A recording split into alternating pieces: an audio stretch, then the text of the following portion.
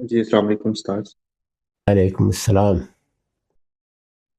استاذ میرا سوال یہ ہے کہ جیسا کہ ہم سب جانتے ہیں کہ دنیا بھر میں اس وقت ایک ریسیشن کی کیفیت ہے، اور ہر طرف ہی مہنگائی مختلف ملکوں میں اس کے نتائج عوام الناس دیکھ رہے ہیں۔ تو ایسے حالات میں عموماً یہ خدشہ ہوتا ہے کہ آ، بہت ساری اخلاقی برائیاں در آتی۔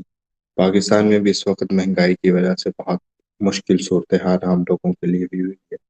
تو ایسی کیفیت میں آپ کیا نصیحت کریں گے کہ لوگوں کو کن چیزوں کا خیال رکھنا چاہیے؟ ابھی کچھ نفس کی بیماریوں کا ذکر ہو رہا تھا۔ یہ دنیا کی آفات ہے۔ اس دنیا میں اس کی ضمانت نہیں ہے کہ ہمیشہ اچھے ہی حالات رہیں گے۔ نشیب و فراز آتے رہتے ہیں۔ جس طرح سے انسان پر نشیب و فراز آتے ہیں، قوموں پر بھی آتے ہیں، بلکہ عالمی سطح پر پوری دنیا پر بھی آ جاتے ہیں۔ دنیا کی تاریخ میں اس کی بہت سی مثالیں ہیں کہ کئی کئی برس تک دنیا آفات کے زیر اثر رہی ہے۔ یہ جب پہلی جنگ عظیم ہو رہی ہوگی، جب دوسری جنگ عظیم ہو رہی ہوگی۔ ابھی ہمارے سامنے ایک آفت آئی تھی جس میں ایک وبا پھیل گئی۔ 3-4 سال تک یہ معلوم ہوتا تھا کہ پوری دنیا معطل ہو کر رہ گئی ہے۔ تو یہ سب چیزیں آتی ہیں، فرد کی زندگی میں بھی آتی ہیں، قوموں کی زندگی میں بھی آتی ہیں، اور عالمی سطح پر بھی آتی ہیں۔ تو بس یہی خیال کرنا چاہیے کہ ہمیں اس دنیا میں امتحان کے لیے بھیجا گیا ہے۔ اس میں نشیب و فراز آئیں گے۔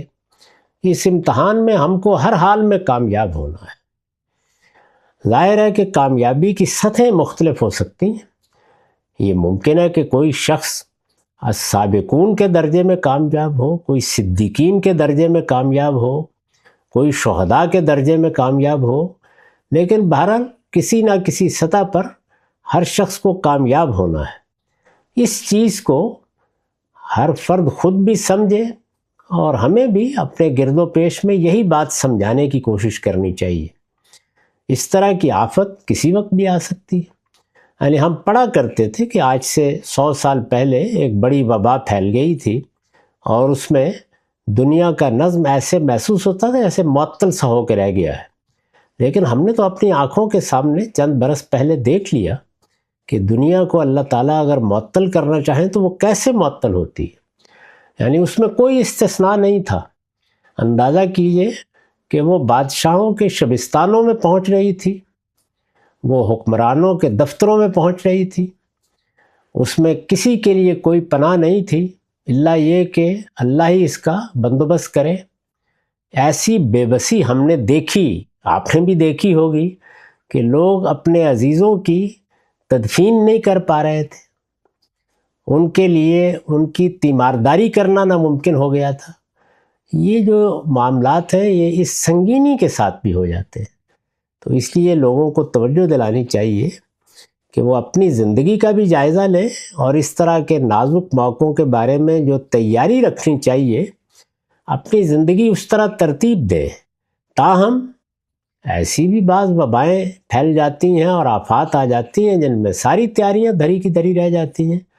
تو اس موقع پر اپنے اللہ کی طرف رجوع کریں، اس پہ اعتماد رکھیں، اس سے دعائیں کریں، اس سے استغفار کریں، اور تدبیر کی سطح پر اگر کچھ کرنا ہو تو اس میں کبھی کوتاہی نہ کریں، کیونکہ اس طرح کے مواقع پر بعض اوقات غیر معمولی تدابیر بھی اختیار کرنا پڑتی ہیں۔ تو تدبیر میں اور پروردگار پر توکل میں، تدبیر میں اور پروردگار کے لیے معاملات کی تفویض میں ایک خوبصورت توازن یہی بندہ مومن کا حسن ہے۔ جس حد تک بھی ممکن ہو یہ حسن اپنے اندر پیدا کرنا چاہیے۔ باقی اللہ تعالیٰ پر چھوڑ دیں، دعا کریں، استغفار کریں۔ اللہ تعالیٰ نے استغفار اور دعا میں بڑی تاثیر رکھی ہے۔ یعنی جب بندہ اپنے لیے مغفرت چاہتا ہے، جب رحمت کی دعائیں کرتا ہے، تو اس کا پروردگار اس کے باطن پر نگاہ رکھتا ہے، وہ سمیع و بصیر ہے۔ اس کے لیے اگر وہ مشکلات اپنی کسی حکمت کے تحت ختم نہیں کرتا تو کم سے کم سکینت ضرور نازل کر دیتا ہے، جس میں بندے کو ایک اندرونی اور باطنی اطمینان حاصل ہو جاتا ہے۔ تو اس کے لیے دعا بھی کریں اور اللہ کی طرف رجوع بھی کریں۔